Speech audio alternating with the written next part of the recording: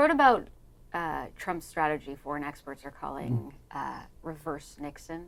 Right. Can you talk a little bit more about that wedge that they think he's trying to drive between Russia and Beijing? Yeah, so if there are many reasons for the Trump foreign policy when it comes to Russia, but there are certainly foreign policy professionals in this administration who have been speaking for a while about this idea of a reverse Nixon, that is, repeating this diplomatic breakthrough of Nixon and Kissinger in the 1970s when they went to Beijing and managed to turn communist China away from the Soviet Union.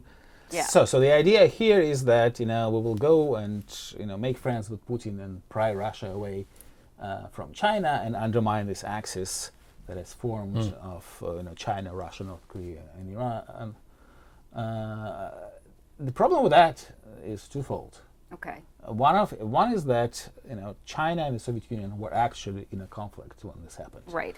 I mean, Russia and China now have the best relationship they have ever had. Russia is in no position to break with China because it would be a mortal danger to Russia, in part because Vladimir Putin knows that Donald Trump will not be president in 4 years' time, and he has no guarantee what sort of policy the next administration will adopt. But the other thing is also, Russia doesn't really have that much to bring to the table.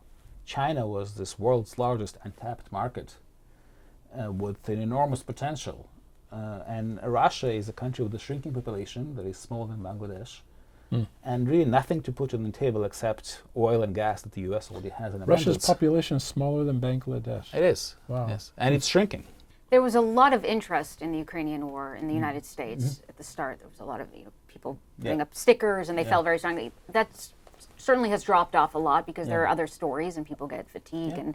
But can you remind people in this country why this war matters? It's not just to the Europeans, but for people here? Yeah, I mean, it's very interesting because you don't see this fatigue in Europe, and to that extent. And also in the U.S., this war became an ideological football between the Republicans and Democrats in a really weird way, in part because it's very far away and abstract.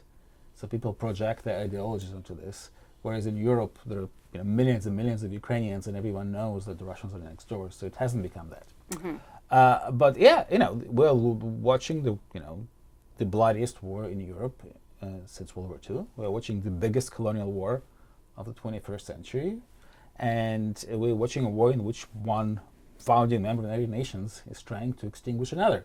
If Russia succeeds in wiping out another country, this is the end of the international order as we know it.